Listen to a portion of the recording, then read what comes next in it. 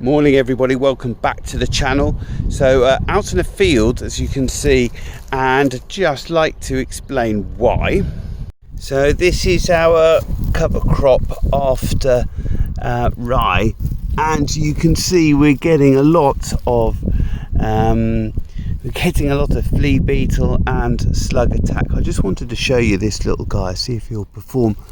So it's not often you get to see, but there's a flea beetle there, and hopefully if I touch him, he just jumps off. Hence why he's called a flea beetle, because he jumps like a flea. Right, so you can see the shotgun marks in the leaf, little circular holes.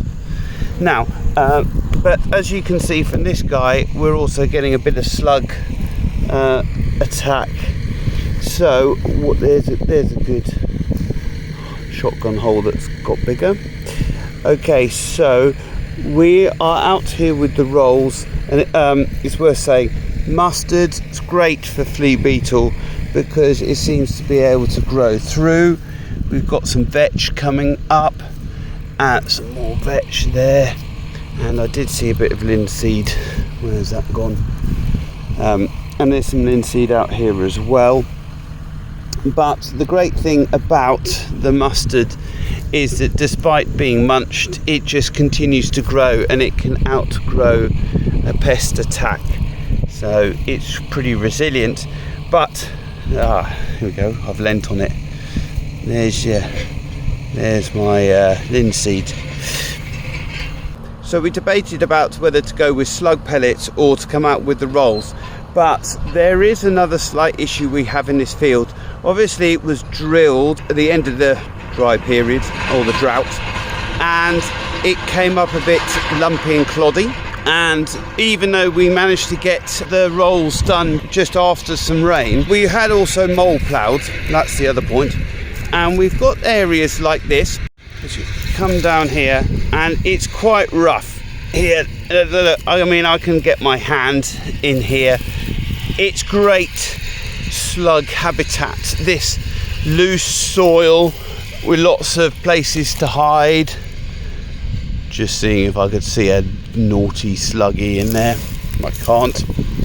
But on the top it's now quite friable and small. So what I want to do is we're taking a chance, and we are out rolling, and the hope is that I'm not going to damage the crop too much, and at the same time I can fill in some of these gaps here, that some of these type of areas, try and fill those in, produce a better seed bed for the subsequent wheat that's going to follow this, and at the same time control the slugs. So a bit of a gamble as per usual with my farm, so we'll see if it all figures out. Hopefully you can see Jack there, having just gone down this field. And if we come down to right below us here, we've got a nice little mustard. He seems to have survived. Interesting here where the cross studs hit. He hasn't enjoyed it very much, marked the leaf a bit. You can actually smell a bit of plant damage, a bit of sap given off. It's also worth saying that one of the benefits of having a diverse cover crop is that if you do suffer a lot of one particular pest attack, like flea beetle on the mustard, you still got the linseed, still got the vetch, which are able to grow through. Not saying they're going to survive the slugs, but here we go. Here's another example of a seed down here. This little guy, you can see the silver from the slugs on that leaf. I don't know if you can catch it with the camera, but it's definitely been munched by the slugs. And now this is definitely firmer to walk on now that we've been through and rolled it again. So we shall see. Another experiment. Afternoon everybody. So I am making use of a wet and blustery Saturday to do some compost turning. So I just wanted to explain how it works inside the cab. So as you can see from my side window, and depending on how much steam is coming off the compost, sometimes we have a situation where I can't see where we're going. So here the system I've worked out is, I'm just slowing down,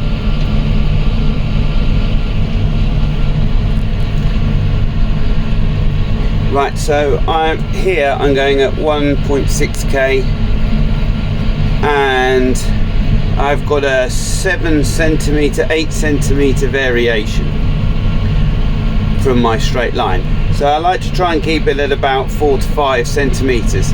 If it starts to deviate, so there you go, it's going up a bit, which tends to indicate that it's completely loaded. So as you can see, the elevator's pretty full, it's fair chucking it out. If we go round to the front, you can see it's about 2/3 of the way up the front wheel.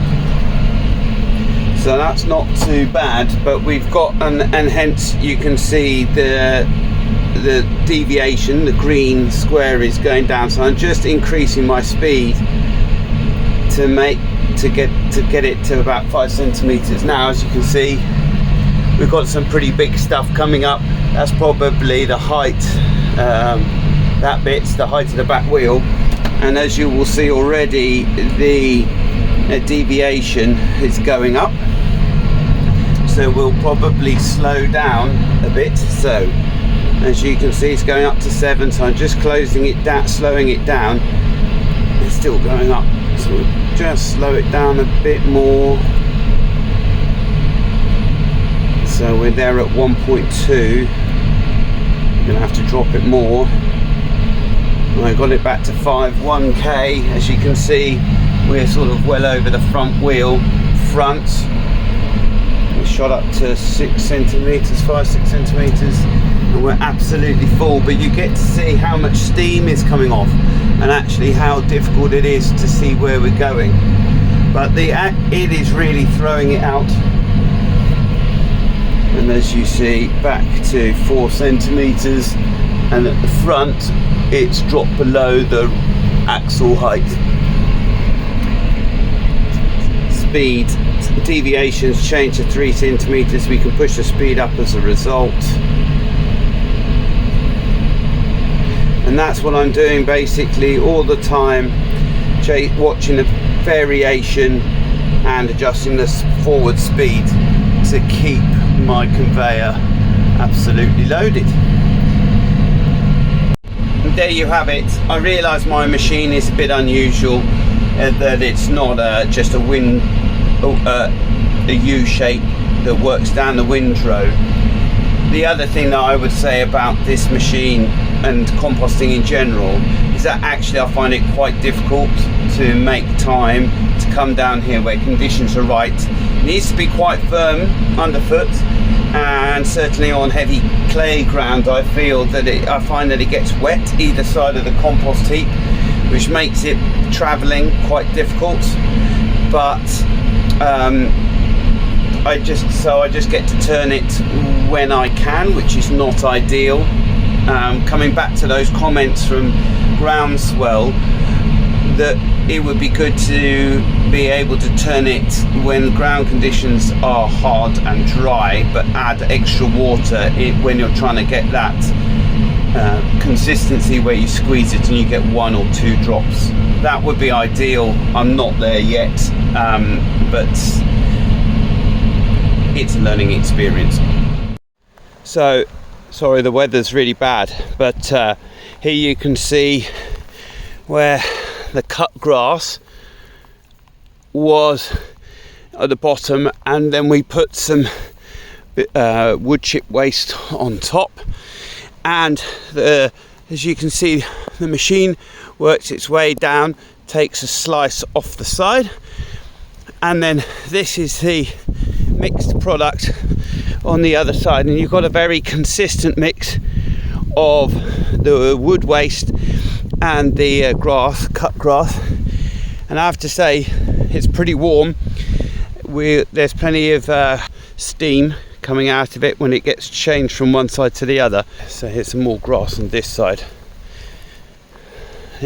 This is a classic where we just put the wood chip waste on top, got the grass underneath, and it's mixing it all together on the other side. This is could do with a bit more waste in there. It does drop a bit on the ground, but I'll come and tidy it up with a forklift. So everybody, thank you for watching. I hope you've enjoyed this week. Please give it a thumbs up, click on the subscribe button, and click on the little bell to get notifications of when our next video goes live. See you next time. Bye.